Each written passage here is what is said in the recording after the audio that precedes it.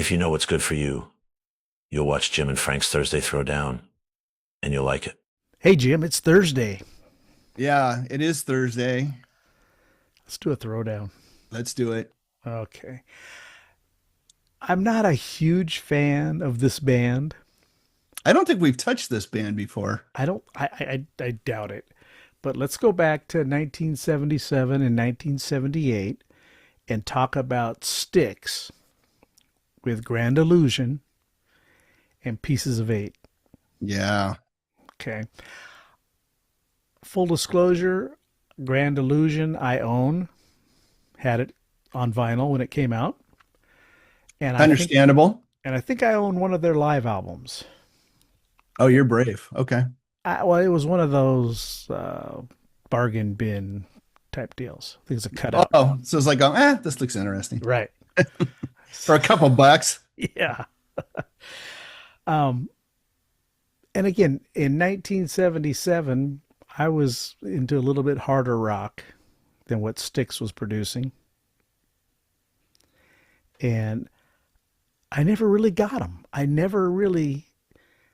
Now, are they prog rock? Are they? I look at them as like theater rock. The way they sing, everything is so big. Theatrical. Yeah. It's almost like Broadway rock. I kind of get the feeling that Dennis DeYoung came from like a theater background. He certainly sings that way. Because I think Tommy Shaw was the rocker of the band.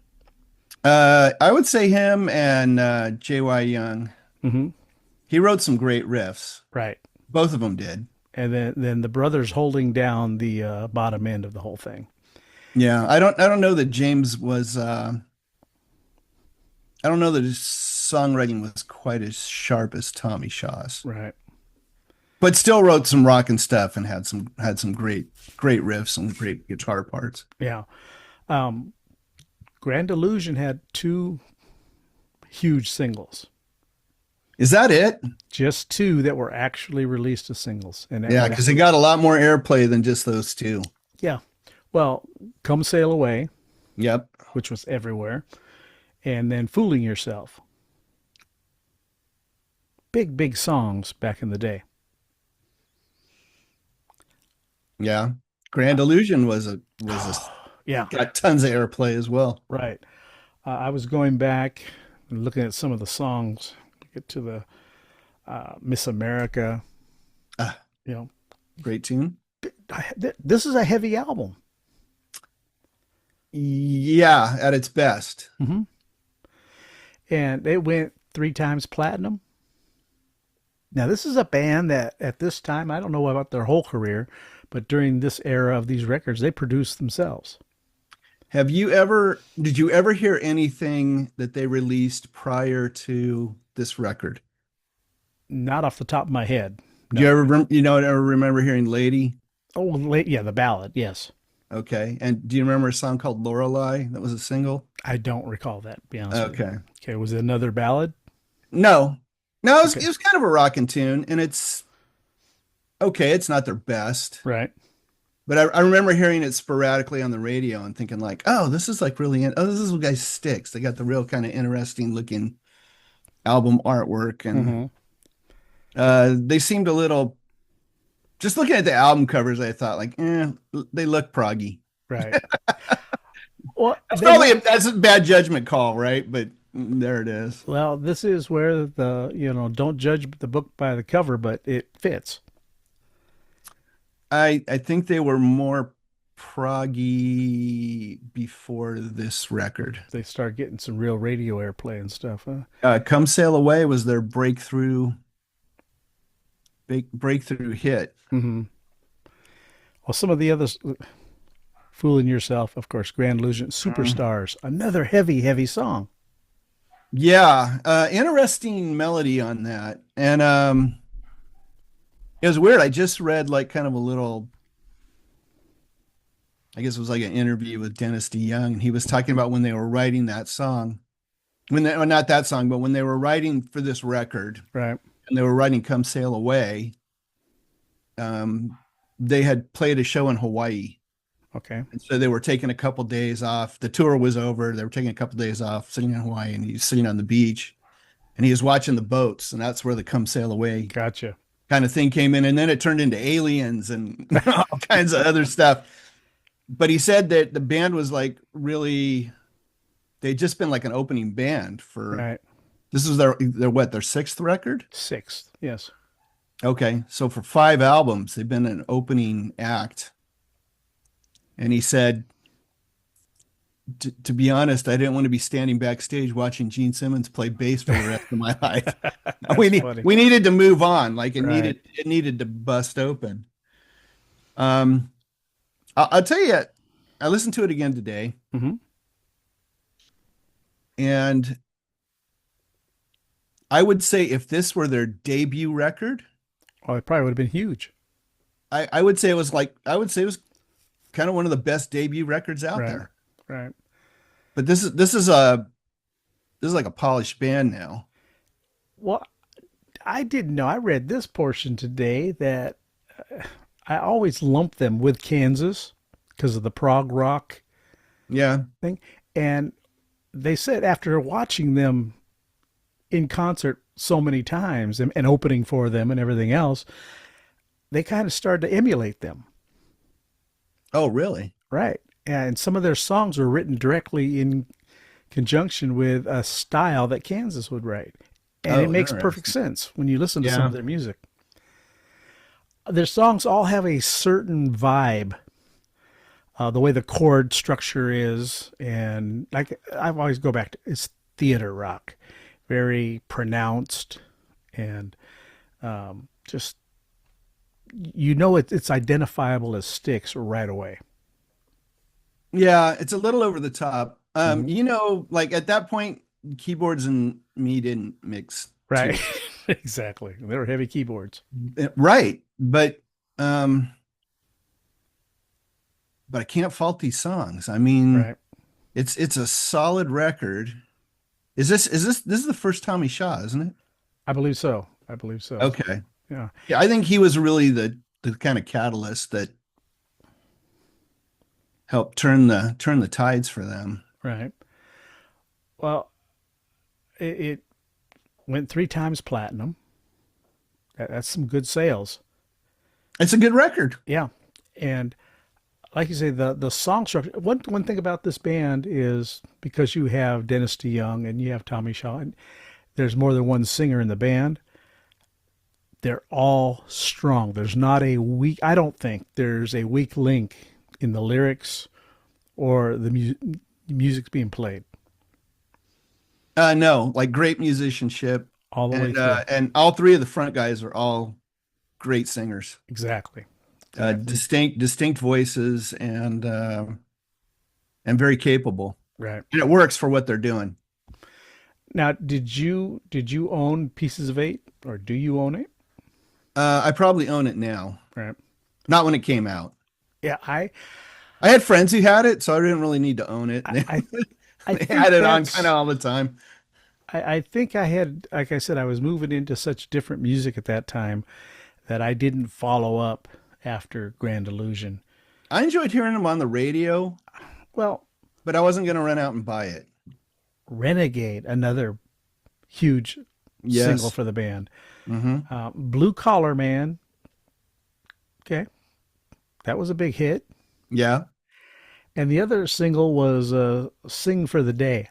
I listened to it today and I don't ever remember hearing that on the radio. Oh, I heard. Yeah, I can remember hearing it quite a And bit. yeah, so I thought it was funny. Lester Bangs in well, he was writing for Rolling Stone, said that this whole album is a bunch of narcissistic slop.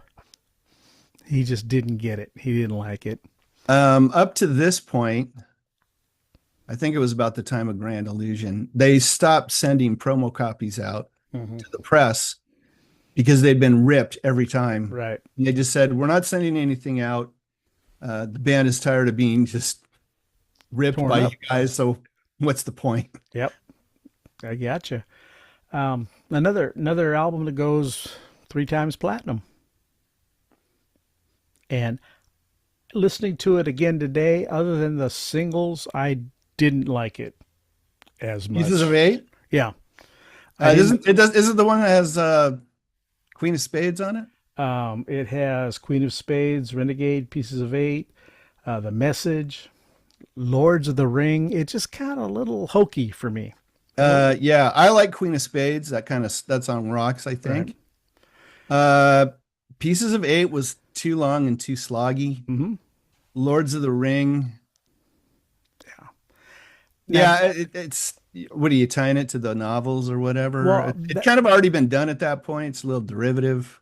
this whole thing was it was debated whether or not this was a concept album.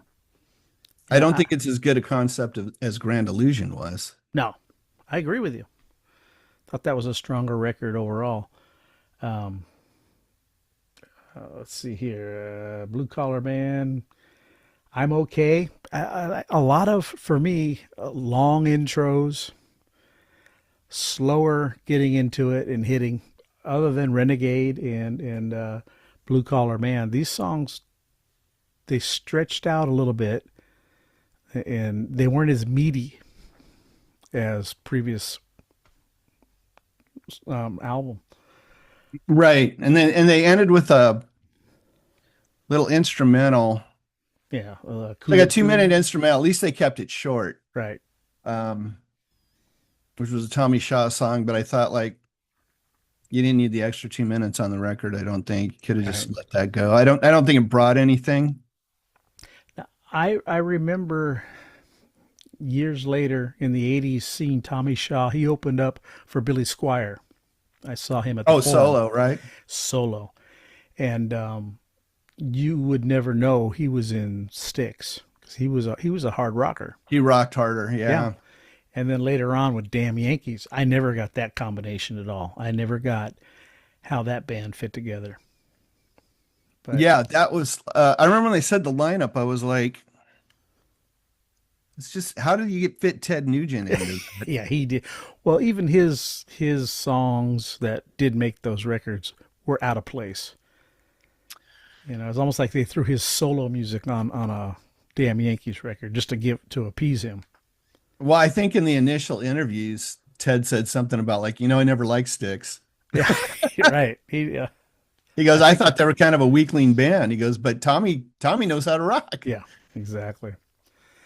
I So will say, I think Jack and Tommy together are a good songwriting combo, though. good combo. I agree with that. I agree. So again, this album peaked at number 6, just like Grand Illusion did. So they were How many? It probably went another 3 times platinum or three something. times platinum, right? Yeah, I Sold don't doubt it. I mean, they were hotter than a pistol at that time. right, and like you said, by this time they are headlining, and I don't know how long their peak was. Be honest with you. I saw them at the old sports arena. Okay. Uh, shoot, 80 or 80 had to be 81. Mm-hmm. When Paradise Theater came out. Gotcha. And that was 81. Okay. So Did Cornerstone come out in between those? yeah, that was in 79. I'm looking at that Okay, right now. that makes sense now. I'm trying to think of the timeline. Save 17, yeah, 79, Right. 80. Great live. Mm-hmm. Put on a fantastic show. Um, I wouldn't have gone other than gal I was dating at the time really wanted to go. My drummer was like, "Oh, hey, we're gonna go see Styx. You want to go?" And I was like, My girlfriend was like, "Oh, we should go." Yeah. I was like, "All right, we'll go." Gotta go.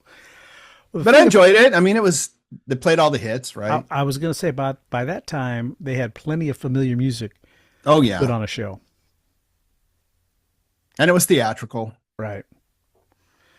And I don't know if I like that or not. I'm stuck up on the fence on how much ta-da, jazz fingers and all that do you need in a rock show? Well, I mean, for those guys, it all came to a head when Kilroy was Yeah, there, came out. That was right. like the end of everything. That was a little too theatrical for the rest of the band, right? Yeah, exactly. And to this day, they don't get along. Correct? Dennis DeYoung went his own way and Yeah. never returned. Well, interestingly, I read a comment somebody had left about those guys badmouth Dennis all the time, but they still play his songs live. Right. And I thought, True. okay, but those probably aren't my favorite songs. So Right. Yeah. Well, he did write some of the hits. That's for yeah, I sure. think I don't know if it's the original drummer. I don't know. The original guitarist, I think maybe the original drummer. I think the bass player passed away and a new singer. Gotcha. Well, let's just jump right in. I have to go with Grand Illusion on this. There's no hemming and hawing for me because pound for pound, it's more of a rock and roll record. Man, I was going to say pound for pound, Yeah, there it is. so I'm going to say song for song. So, okay. Uh, I think Grand Illusion is a stronger package. Hmm. I think there's some stuff on Pieces of Eight that maybe rocks harder, Right. but as a whole, I don't think it holds a candle to Yeah. Grand Illusion, unfortunately. Well, I just, like I said, I don't recall the lingering intros, and it seems like Grand Illusion just gets to it.